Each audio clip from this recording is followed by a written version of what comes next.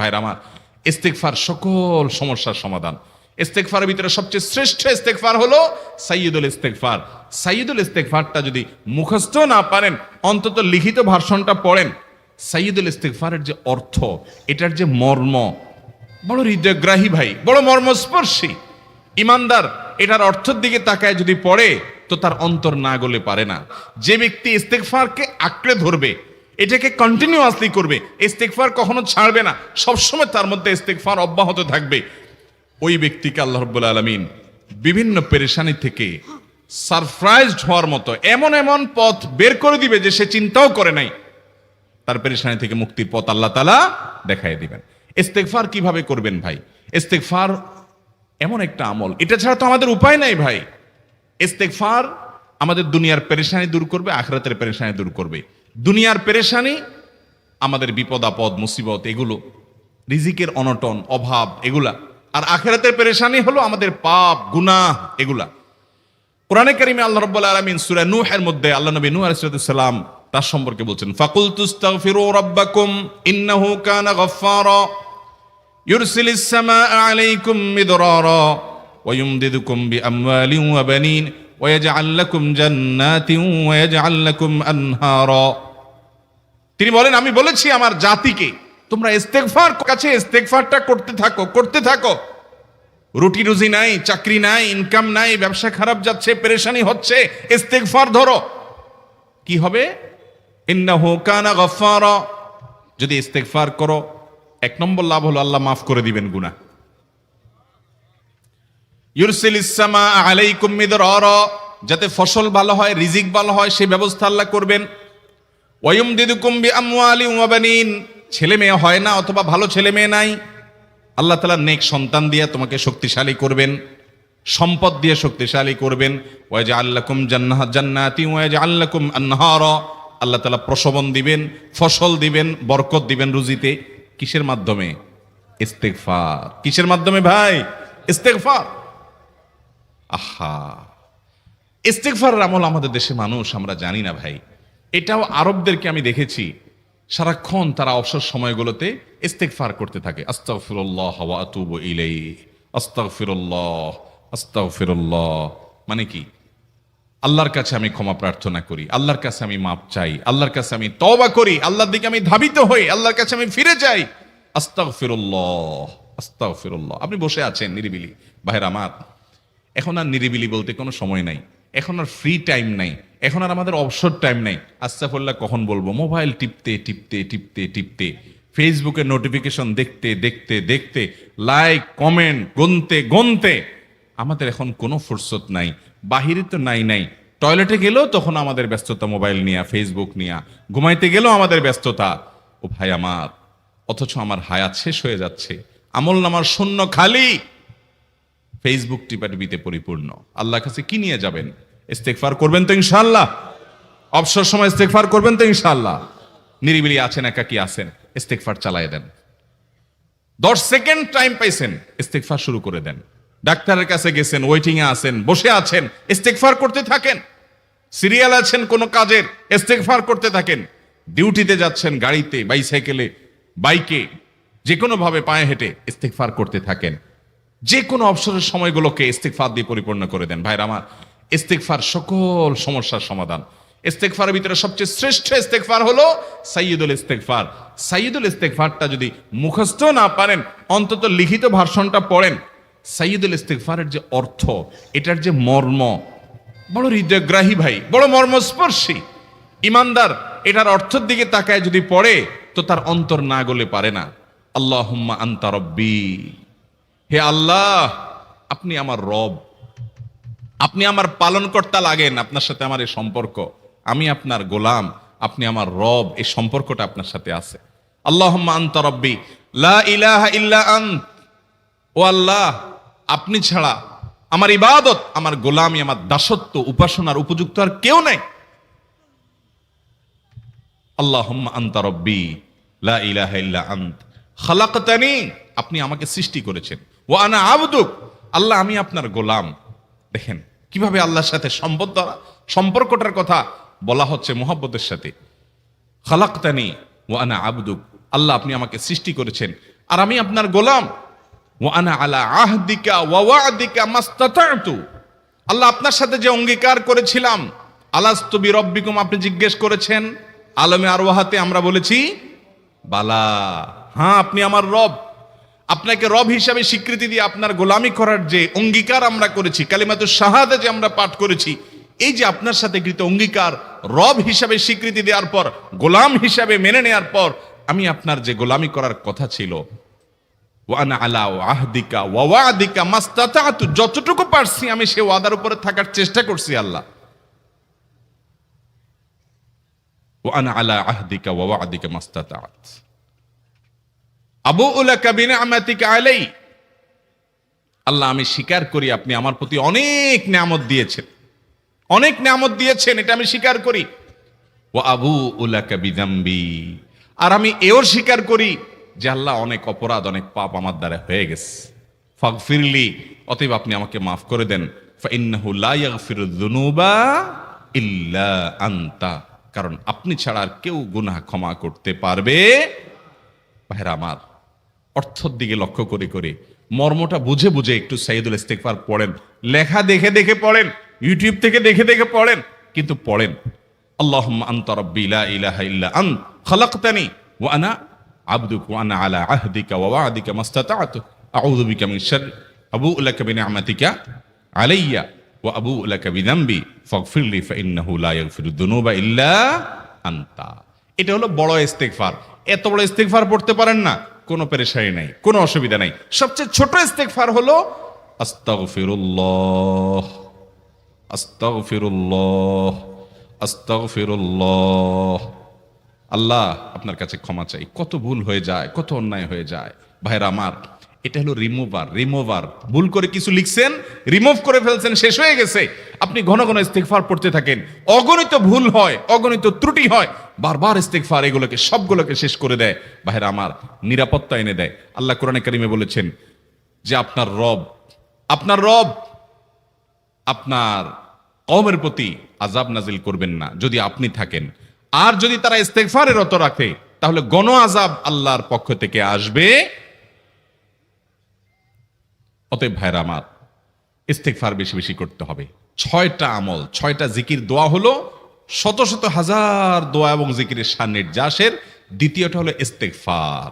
চেষ্টা করবো না ইনশাআল্লাহ ইস্তিগফার করার, চলতে ফিরতে আস্তাগফিরুল্লাহ ওয়া আতুবু ইলাইহি, অথবা শুধু আস্তাগফিরুল্লাহ।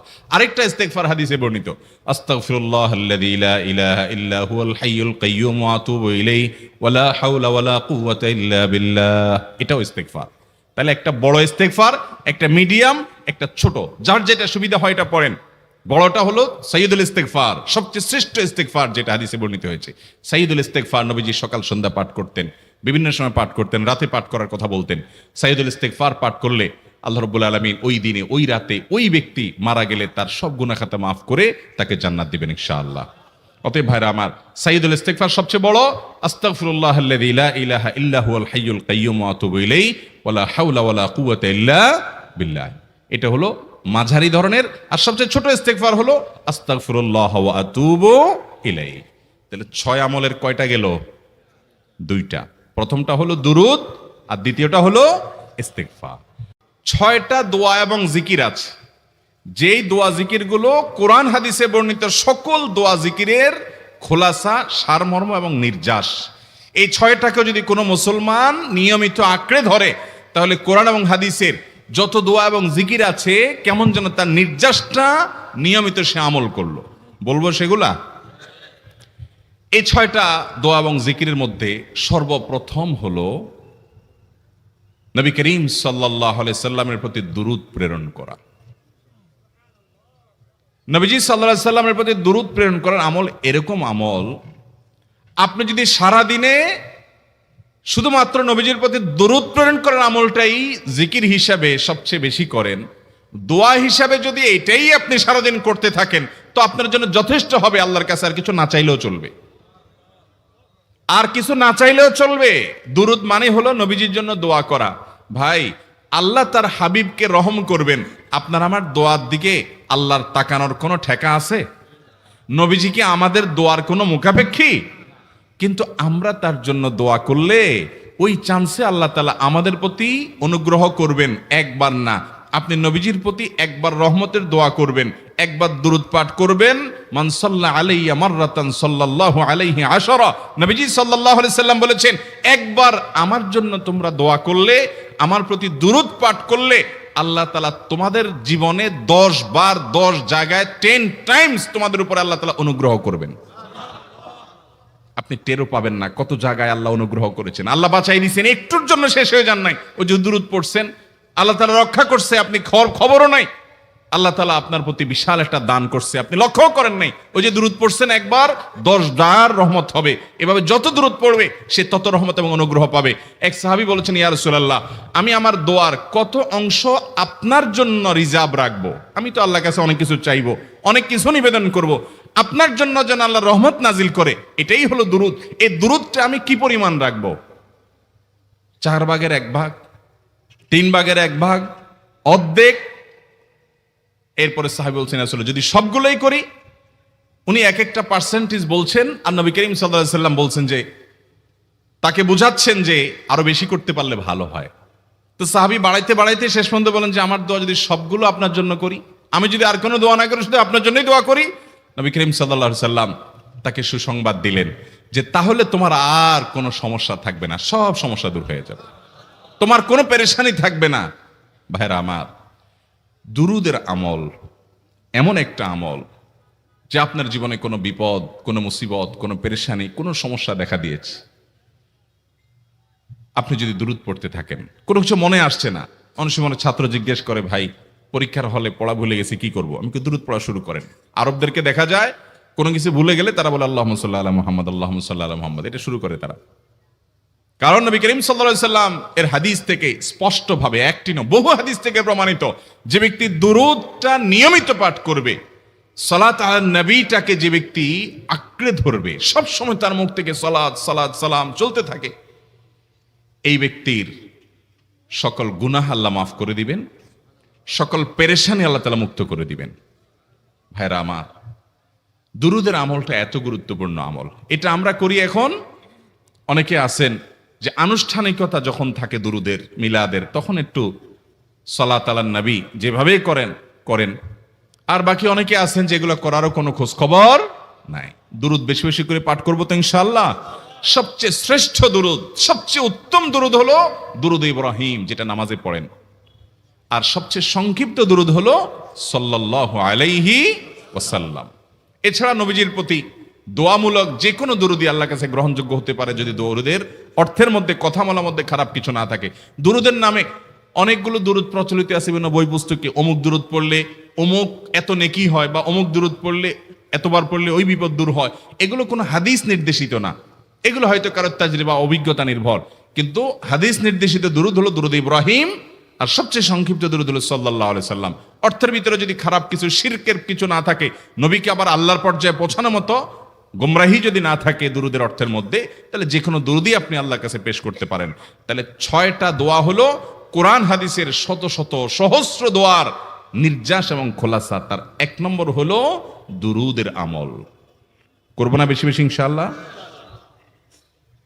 আমার জীবনে বহুবার এমন হয়েছে, বহুবার এমন এমন বিপদ যে দেয়ালে পিঠ ঠেকে গেছে, এখান থেকে উদ্ধারের কোনো পথ আর চোখের সামনে দেখা যাচ্ছে না। আমি এই আমলটি, এর পাশাপাশি ইস্তেগফারের আমল, যেটা 2 নম্বরে বলবো আমি, এই 2টি আমল কন্টিনিউয়াসলি করে গেছি, হরদম প্রতি নিঃশ্বাসে নিঃশ্বাসে, বাস টয়লেটের টাইম বাদে বাকি ফুল টাইম এটা দুরূদ এবং ইস্তেগফার অব্যাহত রাখছি। আল্লাহ তাআলা এমন ভাবে, অলৌকিক ভাবে উদ্ধার করেছেন যে আমার কল্পনায়ও আসে না যে এখান থেকে এভাবে হেল্প হতে পারে। ভাইরা আমার অভিজ্ঞতার 2 পয়সার কোনো মূল্য নাই। আমার অভিজ্ঞতা কি আসলো না আসলো, এটাতে কিছু আসা যায় নাই। রহমতুল্লিল আলামিন আল্লাহর রাসূল, আল্লাহর নবী ওয়াদা করেছেন যে আপনার পেরেশানি দূর হবেই হবে ইনশাআল্লাহ। অতএব দুরূদের আমল বেশি বেশি করবো না ইনশাআল্লাহ। নাম্বার 2, ইস্তেগফার। ইস্তেগফার ইস্তেগফার এটাও বেশি বেশি করতে হবে, দুরূদও বেশি বেশি করতে হবে। দুরূদের ব্যাপারে নবী করিম সাল্লাল্লাহু আলাইহি সাল্লাম এক হাদিসে বলেছেন, আকসিরু আলাইয়া মিনাস সালাতি মিন ইয়াউমিল জুমআতি ওয়া লাইলাতিল জুমআহ। জুমার রাতে আর জুমার দিনে, অর্থাৎ বৃহস্পতিবার দিবাগত রাত আর জুমার দিন শুক্রবার, এই সময়গুলোতে তোমরা আমার প্রতি বেশি বেশি দুরূদ পাঠ করো। এই যে নবীজি বলছেন বেশি বেশি পাঠ করো, তাহলে দুরূদটা বেশি বেশি পাঠ করতে হবে। ঠিক একইভাবে 2 নম্বর যেটা, দ্বিতীয় আমল যেটা ইস্তিগফার, এটাও বেশি বেশি করতে হবে। কারণ ইস্তিগফার সম্পর্কে কোন কোন হাদিসের ভাষ্যের মধ্যে মান লাজিমাল ইস্তিগফার ভাষ্য এসেছে, অর্থাৎ নাম্বার 3। এটা আমাদের বেশিরভাগ মানুষ জীবনে হয়তো শুনেনও নাই, অনেকে হয়তো শুনছেন, আমল করা হয় না। খুব সীমিত সংখ্যক আল্লাহর বান্দার আমলের তৌফিক হয়। সেটা হলো ইয়া যাল জালালি ওয়াল ইকরাম, এটা একটা জিকির, আল্লাহ তাআলাকে ডাকা, আহ্বান করা, এটাই জিকির। ইয়া যাল জালালি ওয়াল ইকরাম। নবী করিম সাল্লাল্লাহু আলাইহি সাল্লাম বলেছেন আলিজু বিয়া যাল জালালি ওয়াল ইকরাম, তোমরা ইয়া যাল জালালি ওয়াল ইকরাম এটাকে আঁকড়ে ধরো, এটাকে নিয়মিত করো, বেশি বেশি করে বলতে থাকো এটাকে, সব সময় এটাকে মুদাওয়ামাতের সাথে কন্টিনিউয়াসলি এটা বলতে থাকো, ইয়া যাল জালালি ওয়াল ইকরাম। অনেক উলামায়ে কেরাম, মুহাদ্দিসিন ইকরাম ইয়া যাল জালালি ওয়াল ইকরাম কেন নবীজি এত বেশি বলতে বলেছেন, এটার মাধ্যমে আমাদের লাভটা কি, এর ব্যাখ্যা করতে গিয়ে বলেছেন ইয়া যাল জালাল মানে হলো হে মহান, মহান বড়ত্বের অধিকারী, হে জালালের অধিকারী, হে জালাল, ওয়াল ইকরাম হে দানশীল। তাহলে প্রথম বাক্যে আল্লাহর বড়ত্বের কথা স্বীকৃতি দিয়ে প্রশংসা করা হয়, আর দ্বিতীয় বাক্যে হে দানশীল বলে আল্লাহ তাআলার কাছ থেকে চাওয়া হয় যে আপনি যেহেতু দানশীল এবং আপনি যদি মহান, অতএব আপনি আমাকে দান করেন।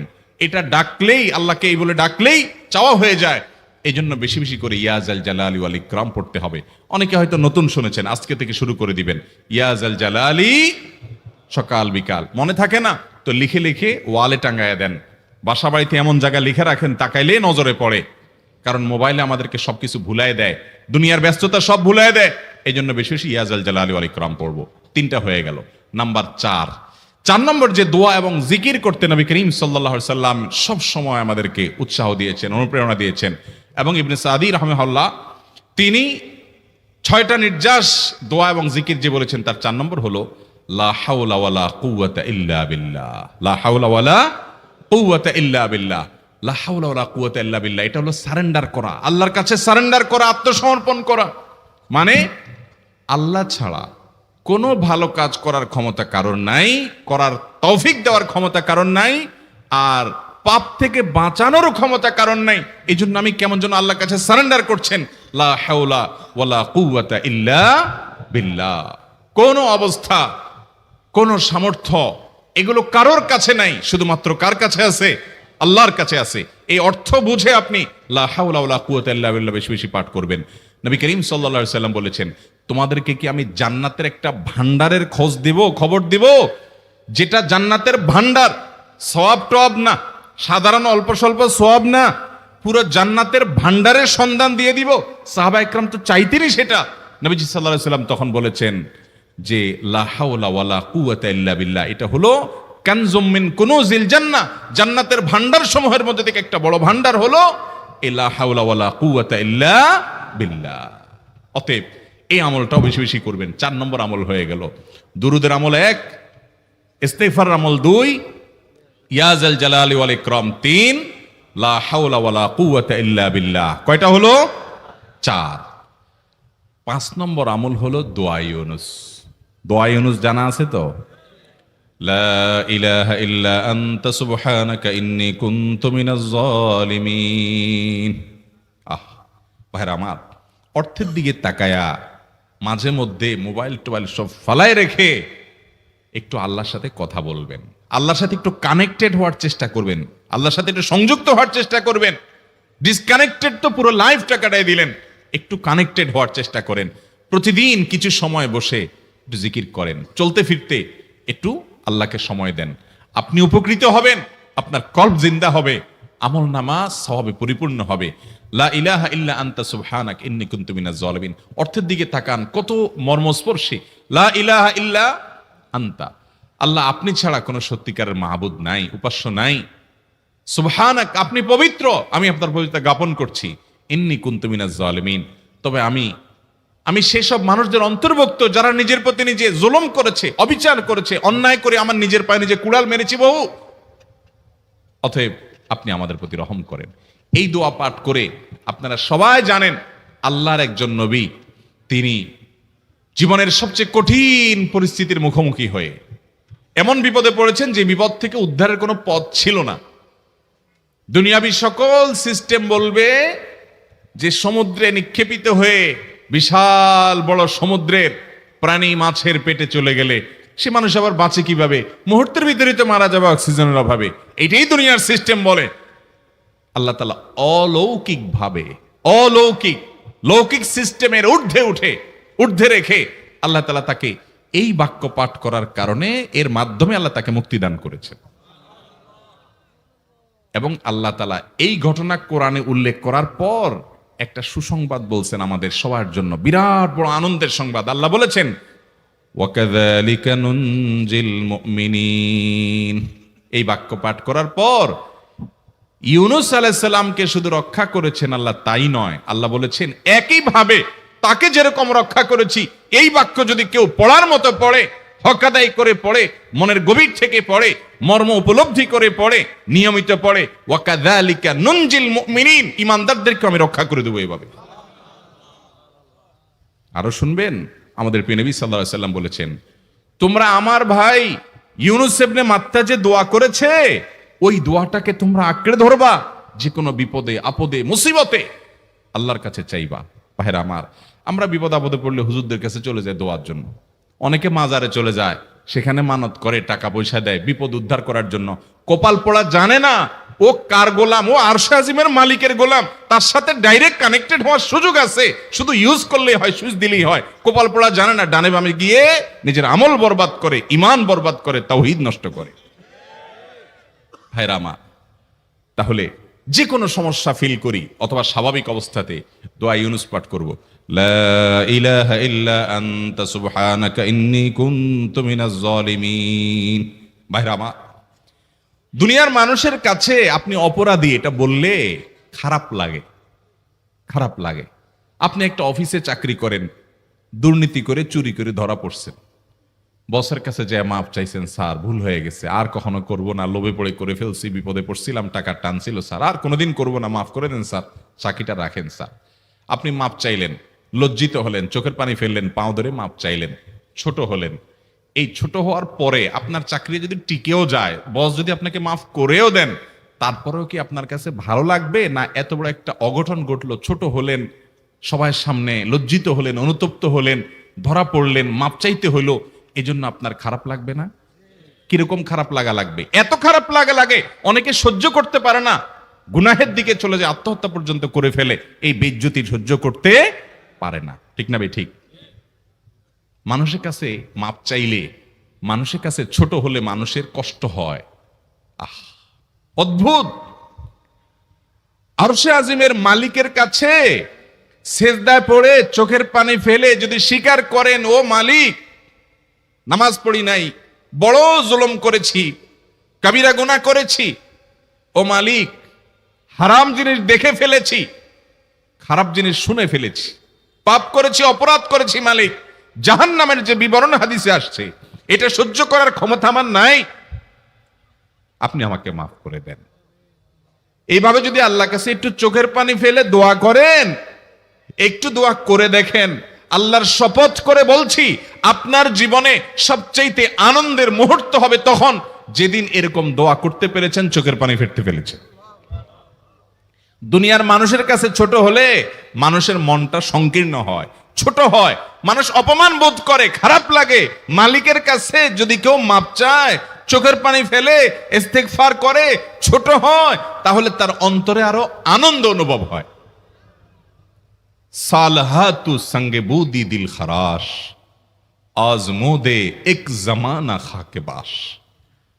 পাথর হয়ে বহুকাল ছিলে ভাই, কিছু কালের জন্য একটু মাটি হও, আসো, একটু মাটি হয়ে দেখো।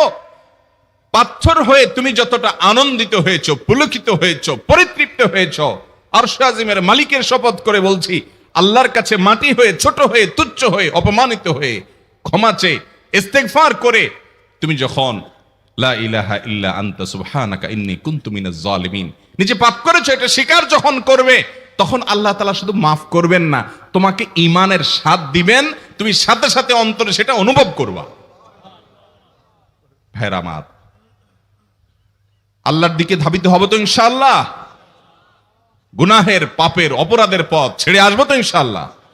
লা ইলাহা ইল্লা আনতা সুবহানাকা ইন্নী কুনতু মিনাজ জালিমিন। কোরআন হাদিসের নির্যাসের 5 নম্বর আমল দোয়া ইউনুস।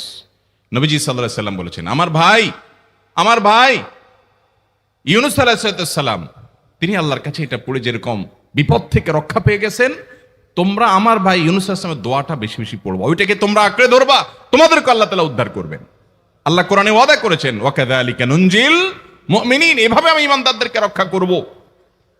অতএব ভাইরা আমার, বিপদ আপদে ওই মাজারে দৌড় দিবেন না, হুজুরের কাছে দোয়া চান, এটাতে দোষের কিছু নাই, কিন্তু সবকিছুর আগে আপনি নিজে নিজের মালিকের কাছে চান।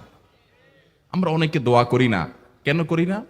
আমরা মনে করি যাই রে, আমি এত গুনাহগার মানুষ, আমার দোয়া কবুল হবে, এই জন্য হুজুরের কাছেই শুধু যায়, যে হুজুর যদি কিছু বলে দেয়। আল্লাহর কাছে ডাইরেক্ট চাইলে যে পাওয়া যাবে, এটা অনেক মুসলমান বিশ্বাস করে না, ভালো করে জানে না। ভাইরা আমার, আল্লাহ কোরআনে বলেছেন, উদউনি আস্তাজিব লাকুম, তোমরা আমার কাছে দোয়া করো, আমি কবুল করব, ওয়াদা করেছেন আল্লাহ তাআলা। আমার রব কি ওয়াদার খেলাফ করে? আমাদের রব ওয়াদার খেলাফ করে? ইন্নাহু লা ইউখলিফুল মিআদ, তিনি ওয়াদার খেলাফ করেন না। তিনি বলেছেন তোমরা দোয়া করো, হালাল বক্ষণ থাকে, যদি হালাল উপার্জন যদি থাকে, শরীরে যদি হারাম যদি না থাকে, শর্ত আদায় করে দোয়া যদি করেন, দোয়া করে আবার হুলস্থুল যদি না করেন, তাড়াহুড়ো যদি না করেন, দোয়া করে আল্লাহর কাছে দরখাস্ত জমা দিয়ে দেন, দুরূদ পাঠ করেন, শর্ত আদায় করে দোয়া করেন, আপনি যত অপরাধী হন, যত গুনাহগার হন, যত পাপিষ্ঠ হন, আল্লাহ আপনার দোয়া কবুল করবে। আচ্ছা ভাই, আমরা যত খারাপ হই, আপনি নামাজ পড়েন না, আপনি ফিল্ম দেখেন, আপনি হারাম জিনিস দেখেন, আপনি অনেক খারাপ কাজ করেন, গালিগালাজ করেন, মানুষের হক মারেন, যত খারাপ আপনি হন, আপনি ইবলিসের চেয়ে বেশি খারাপ হতে পারবেন? ইবলিসের চেয়ে বেশি খারাপ হওয়ার সুযোগ আছে? খারাপের বাপ সে, তার মতো খারাপ তো আপনি চাইলেও হতে পারবেন না, ঠিক না ভাই? ঠিক। আচ্ছা, এই ইবলিস আল্লাহর কাছে দোয়া করছে কখন? এমন সময় যখন আল্লাহ তাকে নির্দেশ করছে সেজদা করো। আদমের সম্মানে সেই নির্দেশ সে লঙ্ঘন করেছে, ডাইরেক্ট আল্লাহর সামনে সরাসরি লঙ্ঘন, সরাসরি বিদ্রোহ।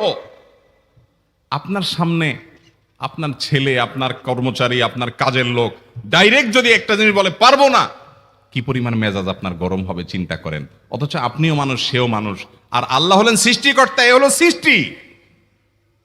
সে যুক্তি দেখায়, খালাকতানি মিন নার ওয়া খালাকতাহু মিন তিন, আমারে আগুন থেকে তৈরি করছেন, তারে মাটি থেকে তৈরি করছেন, আমি কেন তারে সিজদা করব?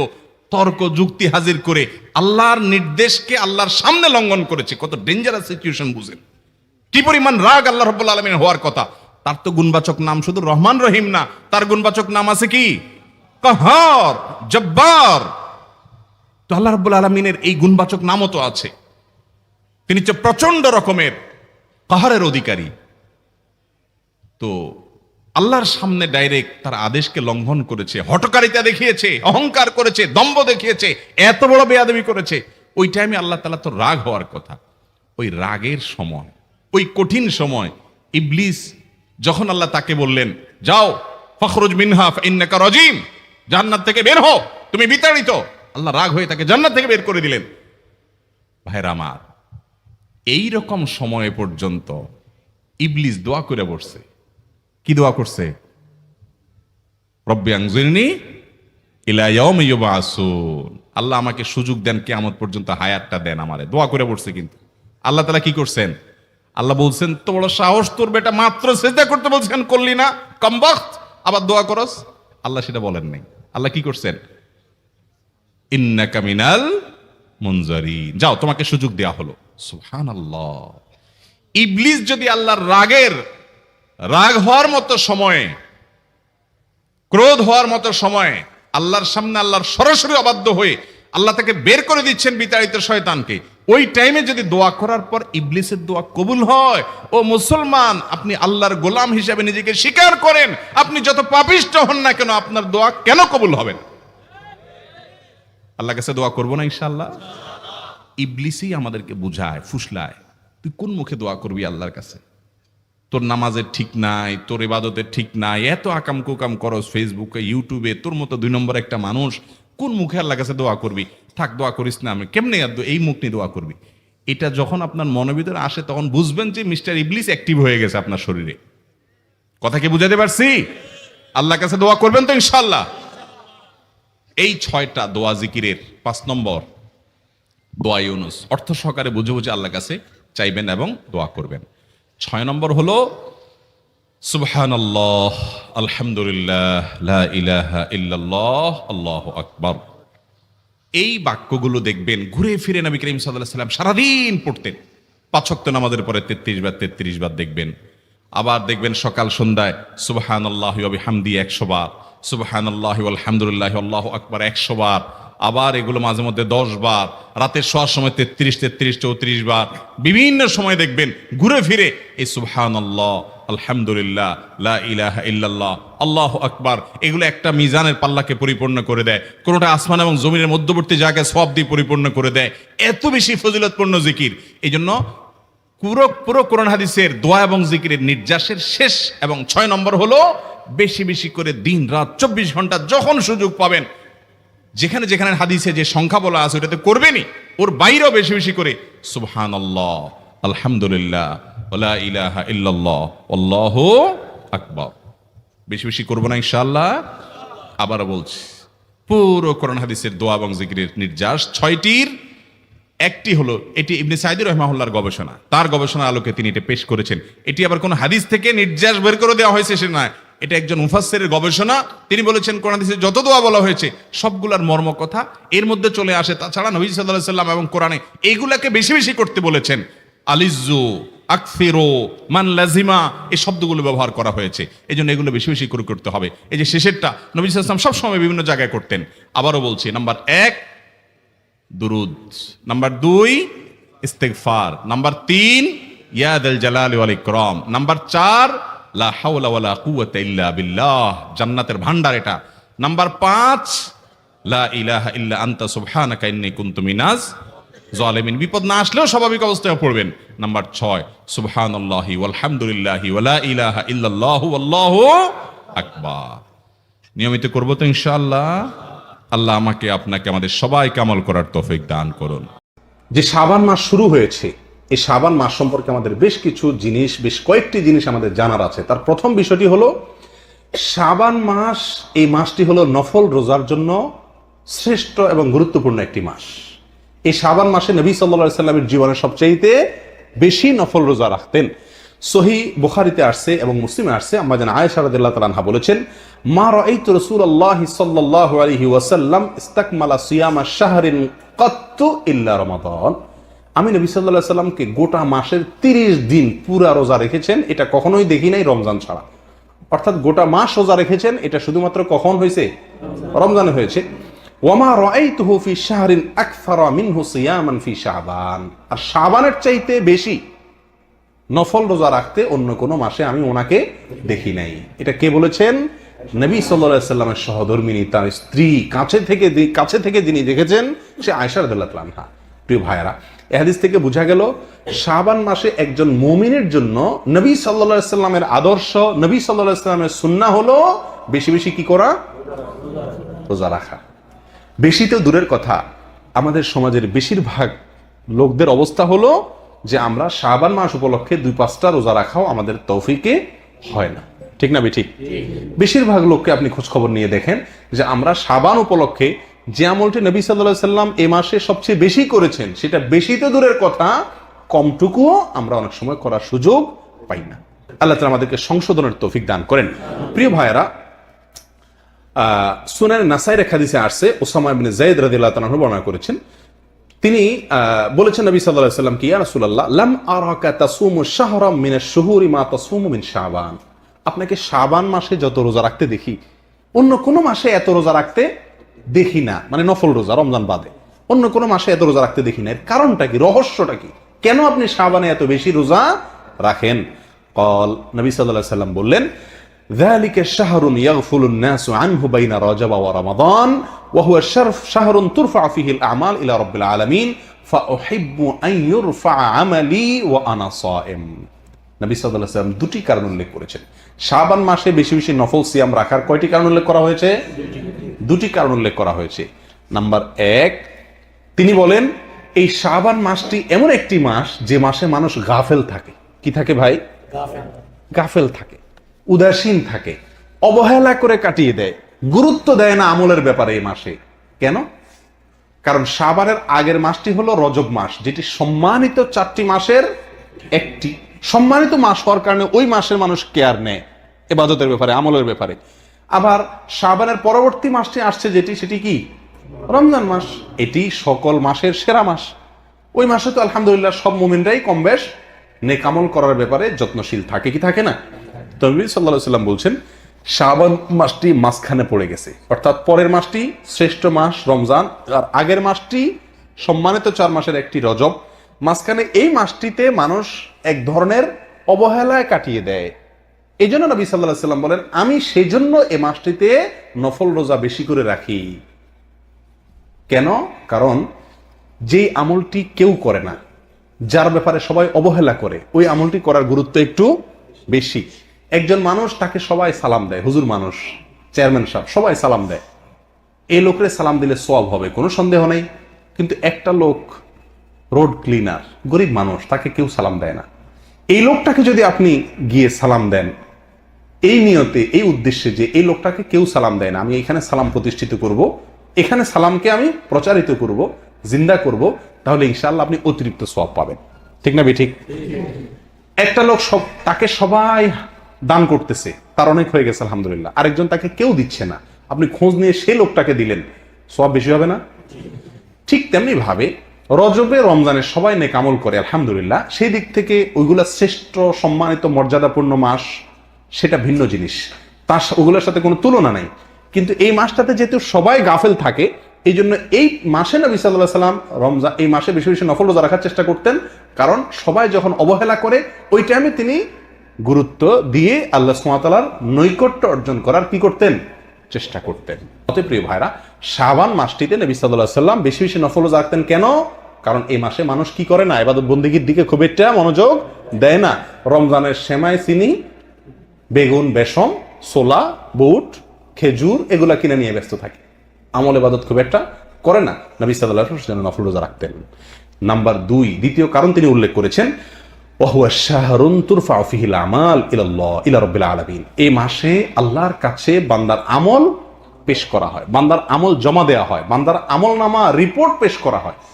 এখন আপনারা কেউ বলবেন, আমরা অনেক হাদিসে দেখছি সকাল সন্ধ্যা বান্দার আমলনামা ফেরেশতারা রিপোর্ট আল্লাহর কাছে পেশ করে। অনেক হাদিসে দেখছি বৃহস্পতিবার, সোমবারে আল্লাহ তাআলার কাছে বান্দার আমলনামা পেশ করে। আবার এখানে বলতেছে শাবান মাসে আমলনামা পেশ করে। কতবার পেশ করে? যারা কোম্পানির চাকরি করেন তারা জানেন, রিপোর্ট, কাজের রিপোর্ট সাপ্তাহিক, ডেইলি, মাসিক, বাৎসরিক বিভিন্ন ফরম্যাটে দেওয়া হয়। ঠিক না বেঠিক? ডেইলি রিপোর্ট নেয় বস, সাপ্তাহিক রিপোর্ট নেয়, মাসিক রিপোর্ট নেয়, বাৎসরিক রিপোর্ট নেয় কি নেয় না? ঠিক তেমনি ভাবে ফেরেশতারা আমাদের ডেইলি রিপোর্ট দিয়ে থাকেন সকাল সন্ধ্যা, সাপ্তাহিক রিপোর্ট দিয়ে থাকেন বৃহস্পতিবার, আবার বাৎসরিক রিপোর্ট দেওয়া হয় এই শাবান মাসে। কথা বুঝে আসছে? তো নবী সাল্লাল্লাহু আলাইহি ওয়াসাল্লাম বলেন, ফাউহিব্বু আন ইউরফা আমালি ওয়া আনা সাইম। আমি পছন্দ করি, আমার কাছে ভালো লাগে যে আমার আমলনামা যখন, আমার রিপোর্ট যখন আমার মালিকের কাছে পেশ করা হবে, তখন আমি যদি রোজাদার অবস্থায় থাকি, তাহলে আমার রোজা অবস্থায় যদি আমার আমলনামা রিপোর্ট পেশ করা হয়, তাহলে মালিকের সুনজর আমি পাবো কি পাবো না? ভাই, আপনি কোন কোম্পানিতে কাজ করছেন, আপনার বস আসছে, আপনার মালিক আসছে হঠাৎ করে ইনভেস্টিগেশনে চেক করার জন্য, আপনি সবসময় কাজ করেন, কিন্তু যখন আসছে রিপোর্ট চেক করার জন্য ঘটনাচক্রে, তখন আপনি দেশে ফোনে এই মতো কথা বলতেছেন। ধরা খাইলেন কি খাইলেন না? মেজাজটা খারাপ লাগবে না? যে সারা বছর তো কাজ ঠিকই করলাম, আজকে বেটা আসছে চেক করতে, আর তখন আমি কথা বলতেছি। এই জন্য যে কোনো লোক চাইবে কিনা, ভালো লাগবে কিনা যে আমার বস বা মালিক যখন চেক করতে আসছে, তখন আমি হাড় ভাঙা পরিশ্রম করতেছি, ওই অবস্থায় এসে আমাকে দেখছে সে, এটা ভালো লাগবে কি লাগবে না? ঠিক তেমনি ভাবে একজন ইমানদার, তার কাছে এটা ভালো লাগবে যে শাবান মাসে আমার আমলনামা পেশ করা হচ্ছে, যেহেতু ফেরেশতারা রিপোর্ট পেশ করছেন, তাহলে এই মাসে আমি যেন কি থাকি? রোজা রাখি। নবী সাল্লাল্লাহু আলাইহি ওয়াসাল্লাম সেজন্য এই মাসে কি রাখতেন? বেশি বেশি নফল রোজা রাখতেন। তাহলে ভাইরা, নফল রোজা শাবান মাসে বেশি বেশি রাখার চেষ্টা করবো তো ইনশাআল্লাহ। বেশি বেশি রাখতে যদি না পারেন, কাজের চাপ থাকে প্রিয় ভাইরা, অন্তত শনিবার তো ডিউটি নেই, শনিবার একটা করে রোজা রাখেন, চেষ্টা করলে সম্ভব কিনা? আল্লাহ সুবহানাহু ওয়া তাআলা আমাদের সকলকে আমলটি করার তৌফিক দান করেন। প্রিয় ভাইরা, শাবান মাসের একমাত্র নবী সাল্লাল্লাহু আলাইহি ওয়াসাল্লাম থেকে প্রমাণিত বিশুদ্ধ আমল হলো এ মাসে বেশি বেশি কি করা? নফল রোজা রাখা। অথচ এই বিষয়ে আমাদের সমাজে আলোচনা নেই বললেই চলে, আমলও নাই, আলোচনাও নেই। আল্লাহ তাআলা মাফ করেন আমাদেরকে। তবে শাবানের শেষের দিকে রোজা রাখা নিষেধ আসছে হাদিসে। শেষের দিকে, কথা বুঝে আসছে? শেষের দিনগুলোতে রোজা রাখার চাইতে শুরুর দিনগুলোতে, এখন থেকে এই সময়গুলোতে রোজা রাখার গুরুত্ব অনেক বেশি। আল্লাহ তাআলা আমাদের সকলকে তৌফিক দান করেন। প্রিয় ভাইয়েরা, শাবান মাসে কেন নফল রোজা আমরা রাখবো বেশি? এর রহস্য কি? এর কারণ কি? দুটি কারণ তো উল্লেখ করলাম হাদিসের আলোকে। এর বাইরে আরো কিছু উপকারিতা, শাবান মাসের এই নফল সিয়াম রাখার কিছু উপকারিতা ওলামা ইকরাম, মুহাদ্দিসিন ইকরাম উল্লেখ করেছেন। তার একটি হলো, এটি হলো অনুশীলন। আমরা গুরুত্বপূর্ণ কোনো কাজ করার আগে একটু রিহার্সেল করি না, প্রস্তুতি নেই না, যে আমাকে মূল চূড়ান্ত পর্ব শুরু করার আগে নিজে একটু প্রস্তুতি নিয়ে নেই, যাতে চূড়ান্ত পর্বে আমার কি না হয়, অসুবিধা না হয়। ঠিক তেমনি ভাবে রমজানের একটি মাস, সিয়াম সাধনার মাস আসছে। 30টি দিন আমাকে সিয়াম পালন করে জান্নাতের স্পেশাল গেট দিয়ে প্রবেশের অধিকার আমাকে আদায় করতে হবে, টিকিট নিতে হবে, ঠিক না?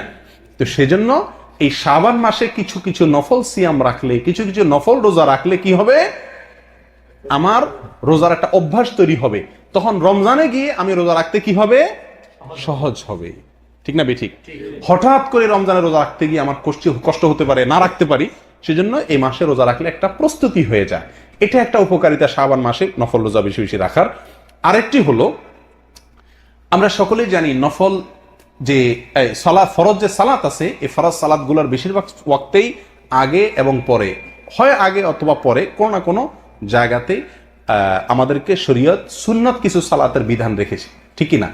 ফজরের আগে 2 রাকাত সুন্নাত আছে কি নাই? অতিরিক্ত এটা। জোহরের আগে এবং পরে আছে কি নাই? তারপরে মাগরিবের পরে আছে কি নাই? এশারের পরে আছে কি নাই? এই যে অতিরিক্ত সুন্নাত সালাত আমাদেরকে পড়ার নির্দেশনা দেওয়া হয়েছে, পরামর্শ দেওয়া হয়েছে। এটা কেন? এটা হলো ফরজের পরিপূরক। ফরজের কি ভাই?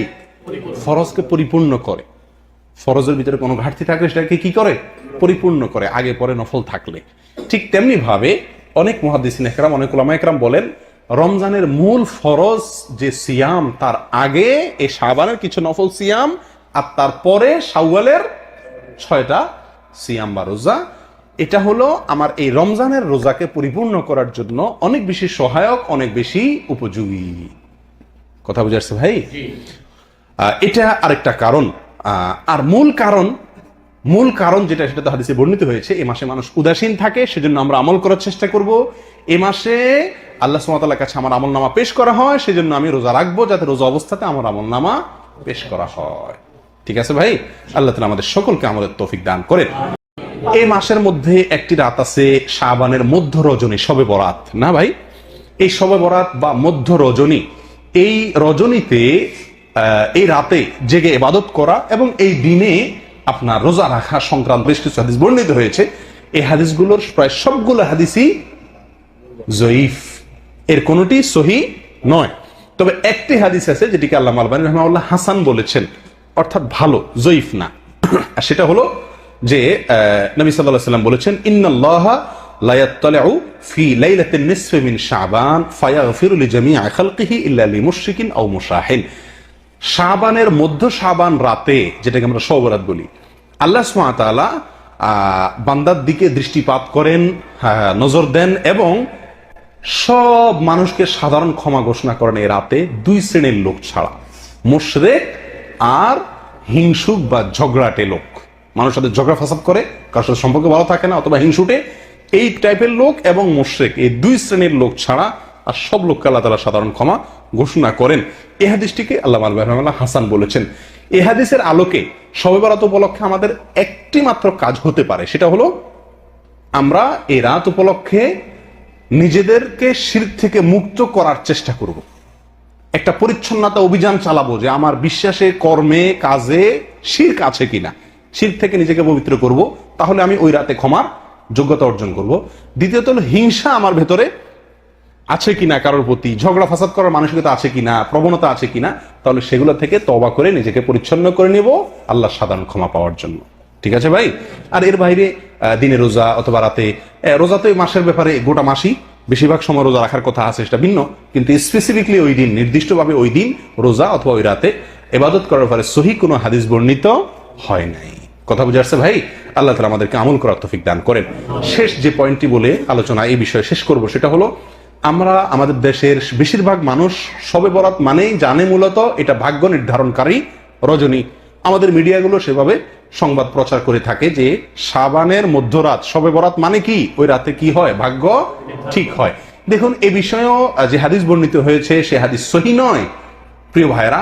এর বিপরীতে আমি আপনাদেরকে বলবো, মেহেরবানি করে বাংলা কোরআন খুলে দেখুন, সূরা দুখানের 1 থেকে 4 নম্বর আয়াত যদি আপনি পড়েন, আপনার কাছে স্পষ্ট হয়ে যাবে, ক্লিয়ার হয়ে যাবে যে ভাগ্য কোন দিন ঠিক হয়।